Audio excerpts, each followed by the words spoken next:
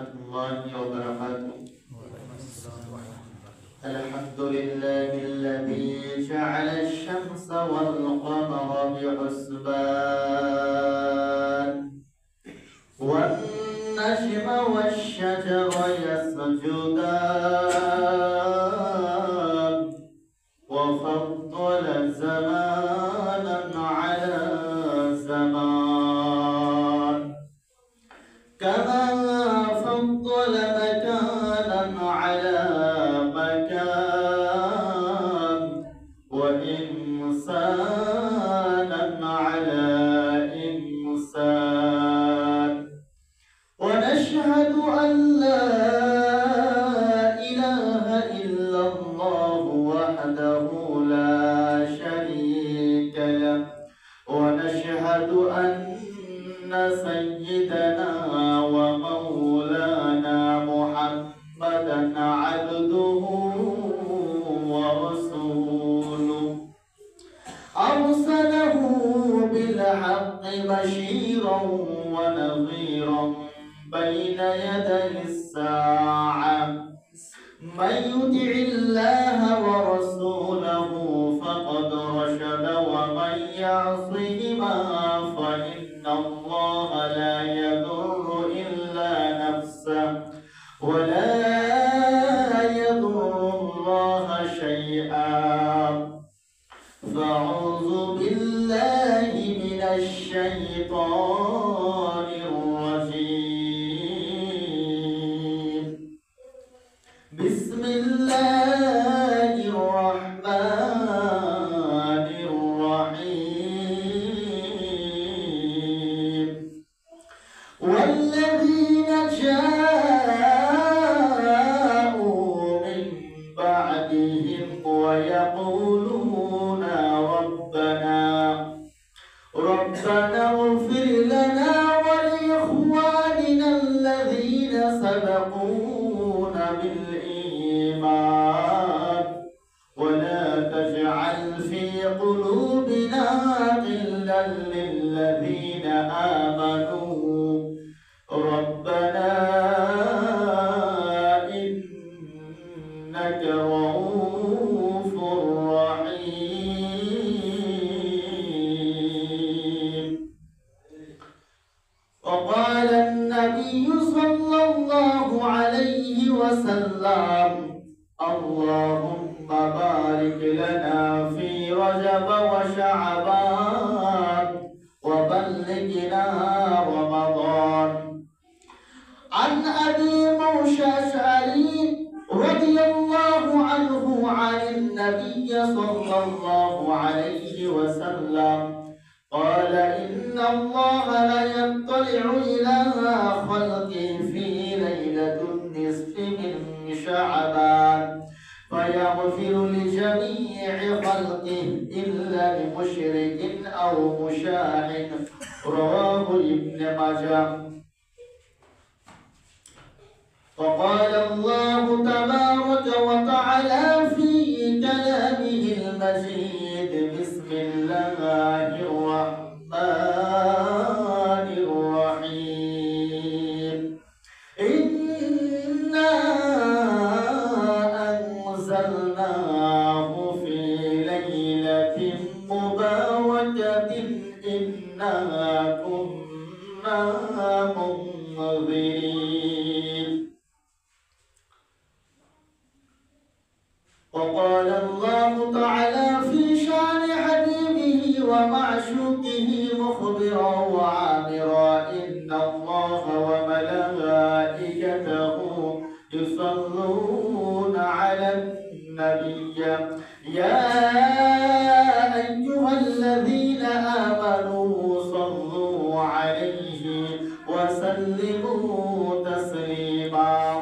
اللهم صل على سيدنا محمد وعلى آل سيدنا محمد كما صليت على سيدنا إبراهيم وعلى آل سيدنا إبراهيم إنك حميد مجيد. اللهم بارك على سيدنا محمد وعلى آل سيدنا سيدنا محمد كما باركت على سيدنا إبراهيم وعلى آل سيدنا إبراهيم إنك حميد مجيد بلغ العلا بكماله كشف الدجى بجماله حسنت جميع خصاله صلوا عليه وآله الحمد لله تعالى شكريا جل تعالى পবিত্র শাবান মাসে আল্লাহ তাআলা ইয়াউমুল জুমআ তথা জুমার দিনে মসজিদে আসার তৌফিক দান করেছেন। আমরা সেই মহান মালিকের শুকরগুজার হচ্ছি আলহামদুলিল্লাহ। আমরা প্রশংসা আল্লাহ তাআলার করতে পেরেছি। আল্লাহ তাআলা মসজিদ আমাদেরকে নিয়ে এসেছেন, এজন্য আমরা খুশি না বেজা? খুশি আলহামদুলিল্লাহ।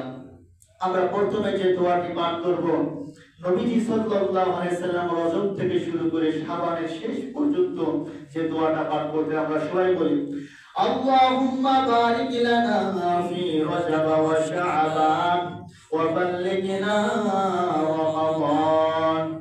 রজব শাবানের বরকত দাও, রমজান মাসে গুনাহ ঝরাও। রজব শাবানের বরকত দাও, রমজান মাসে গুনাহ ঝরাও। সারা সপ্তাহের বরকত দাও, জুমা বারে গুনাহ ঝরাও। রজব শাবানের বরকত দাও, রমজান মাসে গুনাহ ঝরাও। আল্লাহুম্মা আমিন। আল্লাহ তাআলা আমাদের জীবনের গুনাহ যাতে ঝরে দেয়, সেই আমাদের আকাঙ্ক্ষিত মাস রমজান মাস পর্যন্ত আমাদের হায়াতকে আল্লাহ বৃদ্ধি করে দেন। আল্লাহুম্মা আমিন। সম্মানিত মুআজ্জাজ মুকাররম, আজকে পবিত্র শাবান মাসের 14তম তারিখ, ঠিক কিনা? আল্লাহ তাআলা শুকরিয়া যে আমাদের খ্রিস্টীয় যে ইংরেজি সাল, যে খ্রিস্টীয় বছর বলা হয়, আরবি এবং ইংরেজি তারিখই একবার মিলে গেছে। 31শে জানুয়ারি ছিল, সেই দিনে কি ছিল? 30শে রজব। আজকে 14ই ফেব্রুয়ারি, আবার 14ই শাবান। আমাদের জন্য বরকতময় কেন? আজকের শাবানের 14তম তারিখে আমরা আল্লাহ তাআলার হুকুম পালন করার জন্য মসজিদে এসেছি। সুবহানাল্লাহ। অত্যন্ত বরকতপূর্ণ একটি মাস। আমরা যে মাসে একটা আমলের জন্য উদ্গ্রীব হয়ে থাকি, যাকে আমরা বলি লাইলাতুল কি বরাত বা শবে বরাত। আসলে শবে বরাত এটা আরবি বা কোরআনের কোনো পরিভাষা নয়, হাদিসেরও কোনো পরিভাষা নয়। শবে বরাতটা এটা ফার্সি শব্দ থেকে এসেছে। এটা হাদিসের মাধ্যমে আল্লাহ রাসূল বলেছেন লাইলাতুম মিন নিসফি শাবান, শাবানের মধ্য রজনী। সুবহানাল্লাহ। আর শবে বরাত হলো এটা ফার্সি শব্দ। সব শব্দের অর্থ হলো রাত্রি, আর বরাত শব্দের অর্থ হলো কি? মুক্তি। সুবহানাল্লাহ। মুক্তির একটি রাত্রি। তবে শবে বরাত শব্দটি এটা কোরআন দ্বারা সাবিত নয়, এটা হাদিস দ্বারা সাবিত। সুবহানাল্লাহ। যেমন লাইলাতুল কদর এর দলিল যদি আমরা খুঁজি, ডাইরেক্ট আল্লাহ কোরআন নাযিল করে দিয়েছেন সূরাতুল কদর। সুবহানাল্লাহ।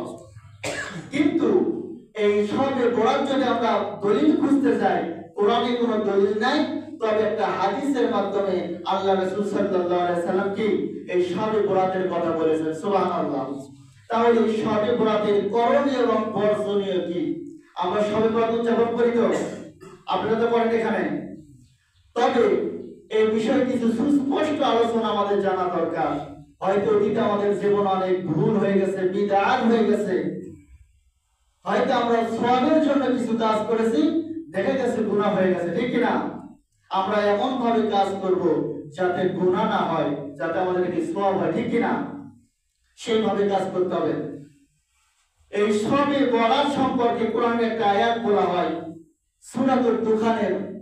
আল্লাহ রাব্বুল আলামিন বলেন, ওয়া ক্বালা আল্লাহু তাআলা ফি কালামিহিল মাজিদ, বিসমিল্লাহির রাহমানির রাহিম, ইন্না আনজালনাহু ফি লাইলাতিন মুবারাকাতিন ইন্না কুন্না মুনজিরিন। আল্লাহু আকবার। সূরা দুখানের 3 নম্বরেতে বলেন, ইন্না আনজালনাহু ফি লাইলাতিন মুবারাকাতিন, নিশ্চয় আমি ইয়া নাযিল করেছি একটি বরকতময় রাতে। ইন্না কুন্না মুনজিরিন, আর আমি আল্লাহ তাআলা হলাম বান্দাদেরকে ভীতি প্রদর্শনকারী, সতর্ককারী। সুবহানাল্লাহ।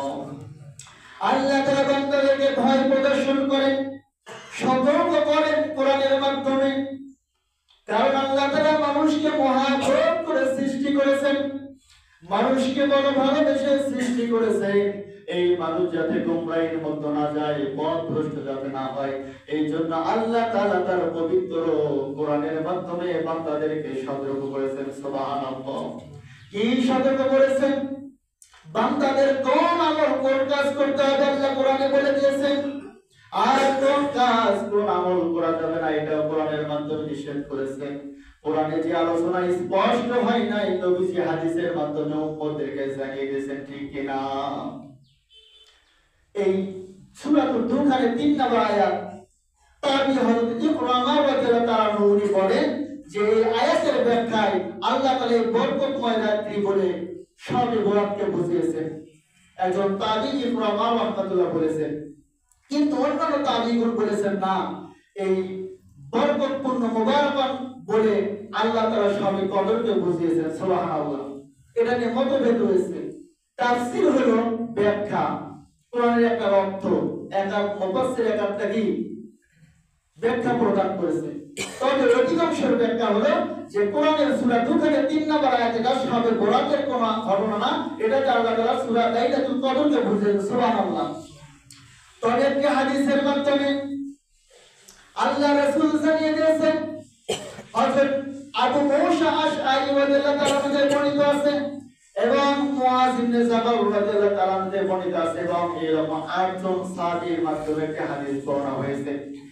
হযরত আবু মুসা আশআরী রাদিয়াল্লাহু তাআলা বলেন, আনিন নবী সাল্লাল্লাহু আলাইহি সাল্লাম, নবী করিম সাল্লাল্লাহু আলাইহি সাল্লাম থেকে বর্ণনা করেছে, ইন্নাল্লাহা নিশ্চয় লা ইয়াত্তালিউ, নিশ্চয় আল্লাহ তাআলা লা ইয়াত্তালিউ ইলা খালকি ফি লাইলাতুন নিসফি মিন শাবান, আল্লাহ তাআলা শাবানের মধ্য রজনীতে সমস্ত সৃষ্টিকুলের প্রতি দৃষ্টি নিবদ্ধ করেন। সুবহানাল্লাহ। ফায়াগফিরু লিজামিই, এবং সমস্ত মাখলুককে আল্লাহ তাআলা ক্ষমা করে দেন।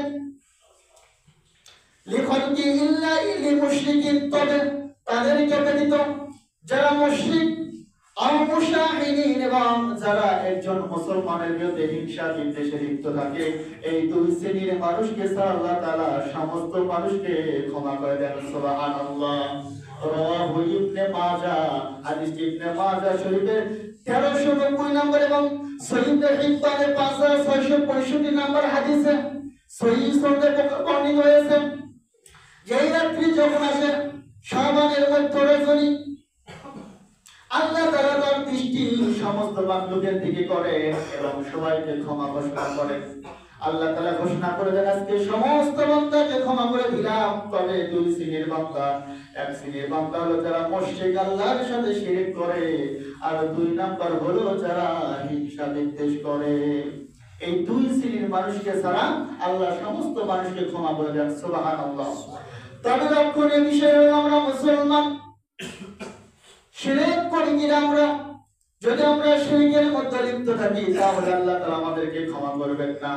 2 নাম্বার রোগ যেটা হলো, যদি আমাদের অন্তরের মধ্যে অপর মুসলমান ভাইয়ের প্রতি হিংসা বিদ্বেষ থাকে, এই শ্রেণীর মানুষকে আল্লাহ তাআলা এরাতে ক্ষমা করে না। আমি আলোচনা মোতালা করতে দেখলাম, শয়তান মুসলমানদেরকে তার বান্দাদেরকে ধোঁকা দেয় 3টা বস্তুর মাধ্যম দিয়ে। যারা মুমিন বান্দা, নামাজি বান্দা, ইমানদার বান্দা, এদেরকে ওই 3টা বস্তুর মাধ্যমে শয়তান ধোঁকা দেয়। এই 3টার 1 নাম্বার হলো শিরক, 2 নাম্বার হলো বিদআত, আর 3 নাম্বার হলো হিংসা বিদ্বেষ। এই 3টাকে ধর্মের লেবাস লাগিয়ে দেয় শয়তান, দিয়ে অনেক মুমিন বান্দাকে ওই 3টার মাধ্যমে আল্লাহর নাফরমানি থেকে নিয়ে যায়। অনেক নামাজি দেখবেন নামাজ পড়ে, ওনার মাধ্যমে এমন কর্মকাণ্ড পরিলক্ষিত হয়, ওনার মাধ্যমে হিংসা পরিলক্ষিত হয়। হিংসাটা এমন কঠিন একটা পাপ, হিংসা করলে মানুষের অন্তরটা আল্লাহ নষ্ট করে দেন। আর শয়তানের হিংসার মাধ্যমে মুসলমান সমাজের ভিতর বিশৃঙ্খলা সৃষ্টি করে। এখন প্রশ্ন হলো, আমাদের অন্তরে হিংসা আসে কিনা? প্রত্যেক মানুষের অন্তরে কি আছে? হিংসা হয়। যদি হিংসা বিদ্বেষ থাকে, তাহলে আল্লাহ তাআলা যতই আপনি ইবাদত করেন, আল্লাহর কাছে মুক্তির জন্য কান্নাকাটি করেন, আল্লাহ তাআলা এই হিংসুককে, বিদ্বেষ পোষণকারীকে ক্ষমা করবেন না। মুসলমান বন্ধুরা আমার, এই হিংসাকে বর্জন করতে হবে। হিংসাকে যদি আমরা বর্জন না করি, আজকে মুসলমান সমাজের মধ্যে আমাদের বড় রোগ হলো আমরা কেউ কারো ভালো দেখতে পারি না, অন্তরের ভিতর আমাদের জ্বালা পড়া হয়, ঠিক কিনা? নামাজ আমি ৫ ওয়াক্ত পড়ার পরেও আরেক নামাজীকে আমার ভালো লাগে না, তার বিরুদ্ধে আমার হিংসা আসে। হিংসা মনের মধ্যে আসবে, শয়তান দেবে, কিন্তু অন্তরটা হিংসাকে বের করে ফেলতে হবে। নবী করিম সাল্লাল্লাহু আলাইহি সাল্লাম বলেন, ইয়াকুমুল হাসাদা ফাইনাল হাসাদা ইয়াকুলুল হাসানাত। হিংসা এমন একটা জিনিস, এই হিংসাকে ধ্বংস করে দেয় মানুষের হাসানাত আমল সমূহকে। কামা তাকুলুন নারুল হাতাব, আগুন যেমন লাকড়ি খড়িকে পুড়িয়ে জ্বালিয়ে দেয়, এই হিংসাটা মানুষের সৎ আমলকে জ্বালিয়ে পুড়িয়ে ধ্বংস করে দেয়। নাউযুবিল্লাহ।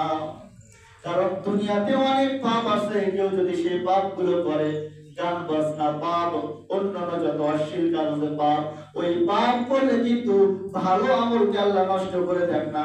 কিন্তু হিংসা বিদ্বেষ করলে, অন্তরে যদি হিংসা থাকে, তাহলে আপনার আমল যত ভালো ভালো আছে, এই আমলগুলোকে আল্লাহ ধ্বংস করে দেয়। নাউযুবিল্লাহ। এই রোগ আমাদের ভিতর আছে। সামনে অন্যান্য পাপ করতেছেন, পাপের জন্য গুনাহ হচ্ছে, কিন্তু আপনার ভালো আমল নষ্ট হচ্ছে না। হিংসা এমন একটা জঘন্য পাপ, এই হিংসা করার ফলে আপনার যেগুলো ভালো ভালো কি আছে, আমল আছে, ওই আমলগুলো নষ্ট করে দেয়। কেমন নষ্ট করে? নারুল হাতাব, আগুনের ভিতর যদি আপনি কি করেন, লাকড়ি খড়ি দেন, তাহলে কি করে? খড়িগুলো নিমিষের মধ্যে পুড়ে যায়। এই হিংসাটা যদি কোনো বান্দার অন্তরের ভিতরে স্থান করে, জায়গা হয়ে যায়, তার যত ভালো আমল আছে, আমলগুলোকে নষ্ট করে দেয়। নাউযুবিল্লাহ। এটা এমন একটা ভাইরাস, এই প্রযুক্তির জগতে সময় যদি আমরা জানি, কম্পিউটারের মধ্যে, মোবাইলের মধ্যে ভাইরাস আক্রমণ করে। এই ভাইরাসকে যদি আমরা অ্যান্টিভাইরাস দ্বারা খতম না করি, দেখবেন কম্পিউটারের যত প্রোগ্রাম আছে, মোবাইলের ভিতর যত অ্যাপস আছে, এই ভাইরাসগুলো আপনার অ্যাপসগুলোকে, প্রোগ্রামগুলোকে নষ্ট করে দেবে, ঠিক কিনা?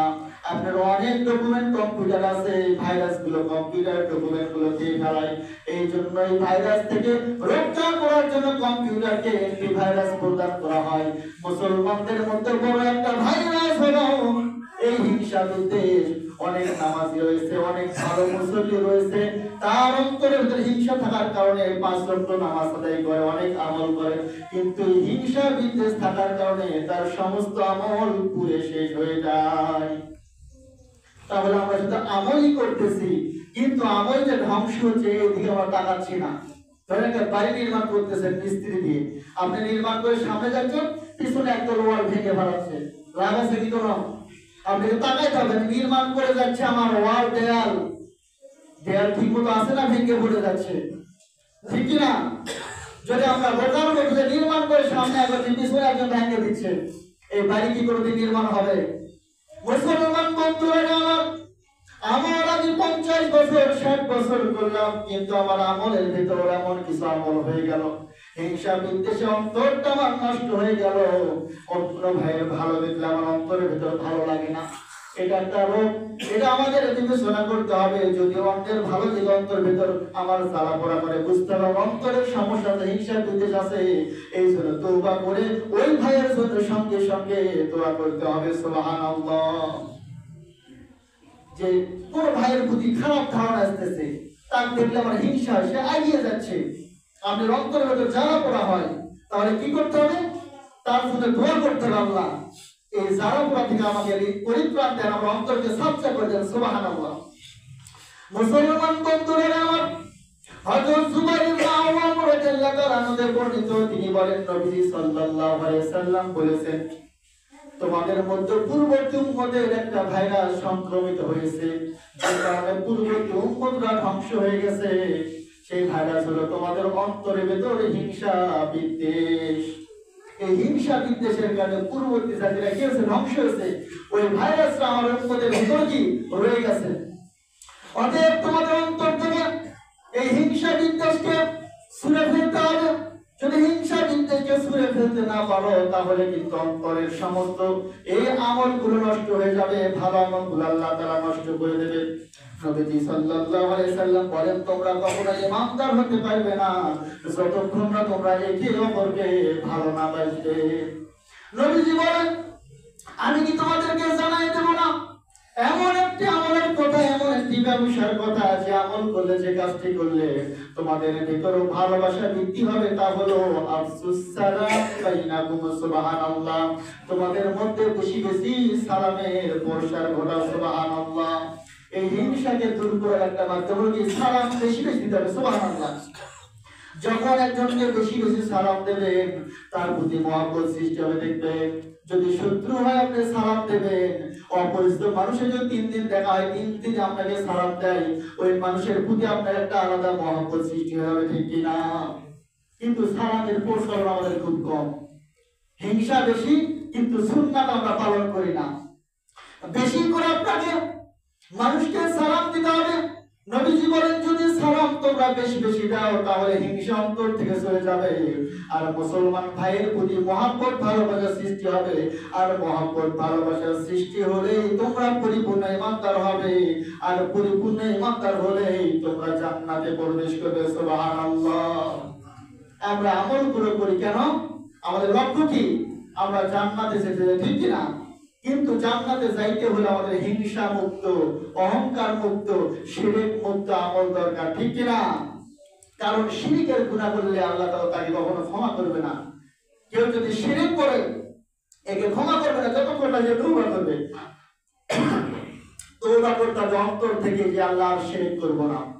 আমরা ইনশাআল্লাহ শিরক করি না, কারণ আল্লাহ এক, তার কোনো শরীক নেই, ঠিক কিনা? আল্লাহ তাআলা সূরাতুল ইখলাসে তার পরিচয় দিয়েছে যে কুল হুয়াল্লাহু আহাদ। আল্লাহ বলে, রাসূল, আল্লাহ এক, অদ্বিতীয়, তার কোনো শরীক নেই। সুবহানাল্লাহ। এই আল্লাহর সাথে কাউকে শিরক করা যাবে না। যাতে আমরা শিরক থেকে মুক্ত ইনশাআল্লাহ থাকবো, ঠিক কিনা? 2 নাম্বার, আমরা হিংসা বিদ্বেষ থেকে কি হতে হবে? নিজেকে ফারিক রাখতে হবে। যে সাথে পড়াতে যে রজনী আজকে মাগরিবের নামাজের পর থেকেই যখন বেলা ডুবে যাবে, লাইলাতুম মিন নিসফি শাবান শুরু হয়ে যাবে। সুবহানাল্লাহ। সাইয়্যিদাতুনা উম্মাহাতুল মুমিনিন হযরত আয়েশা সিদ্দিকা রাদিয়াল্লাহু তাআলা আনহা বলেন, একদিন রাতে আমি ঘুমিয়ে আছি, রাসূল সাল্লাল্লাহু আলাইহি ওয়াসাল্লাম আমার পাশে ছিলেন। ঘুম থেকে দেখি রাসূল আমার পাশে নেই। আমি ভাবলাম হয়তো নবীজি নামাজে দাঁড়িয়ে গেছেন। আমি লক্ষ্য করলাম নবীজি নামাজের মধ্যেও নাই।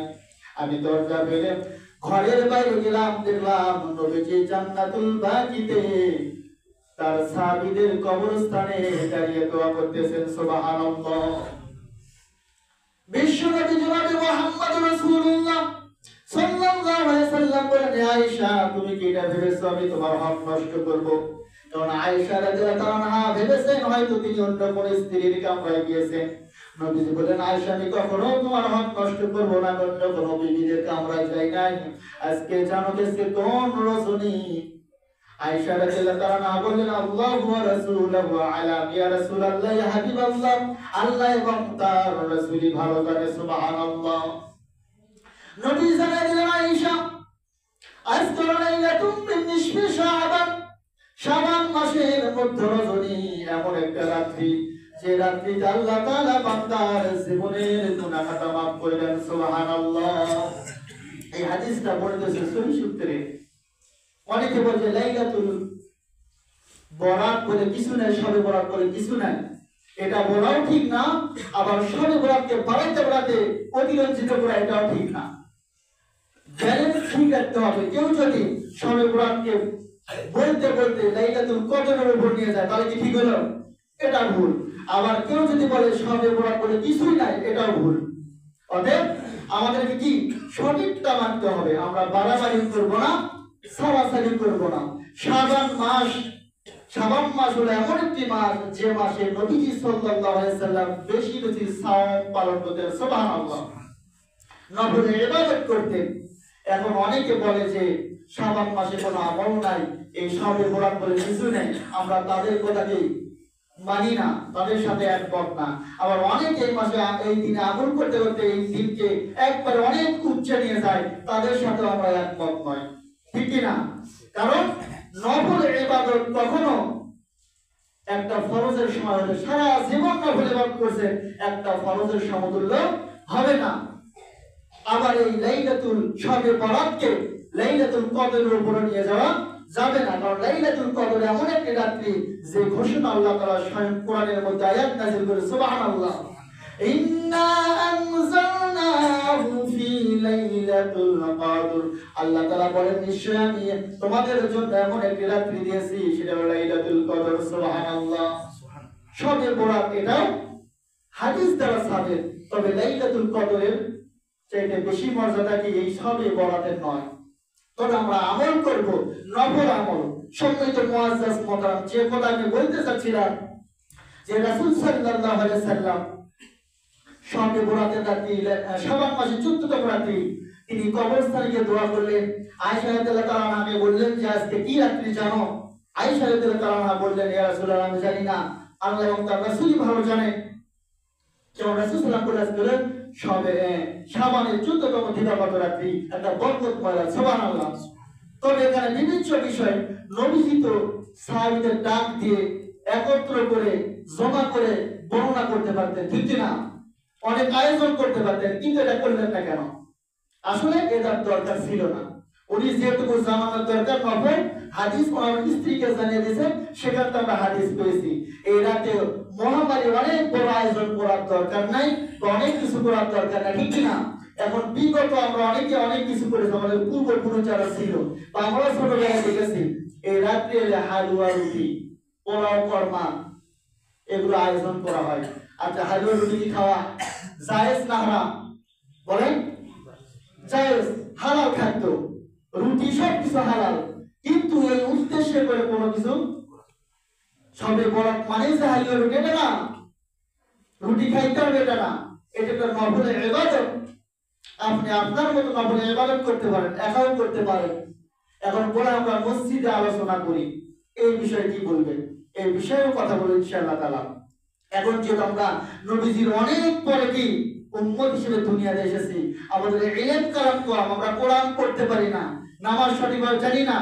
এই জন্য কি করা যায়, যে হাদিস এর পূর্বে বলেছি যে কোন বান্দা যদি একটা কোরআনের মজলিসে বসে 1 ঘন্টা সময় ব্যয় করে, নবীজি সাল্লাল্লাহু আলাইহি সাল্লাম বলেন 60 বছর নফল ইবাদত করলে যে সওয়াব হয়, ওই বান্দার আমলনামায় সেই সওয়াব দান করে। সুবহানাল্লাহ। সেই ক্ষেত্রে যদি আপনি বসে একাইতে বাইতে ইবাদত করতে পারেন না, মসজিদে আসলেন, আপনি ইশা পড়লেন, ফরজ কিন্তু ঠিক রাখতেই হবে, ফরজ ওয়াজিব ঠিক রাখে নফল করতে হবে। কিন্তু ফরজের সব ঠিক নাই, নফল আপনি 1000 বছর করে কাজ হবে না, ঠিক কি না? এখন ইবাদত করতে করতে দুটো বাজাইছে, ফজরের সময় আপনি জামাত মিস অথবা নামাজই মিস, এই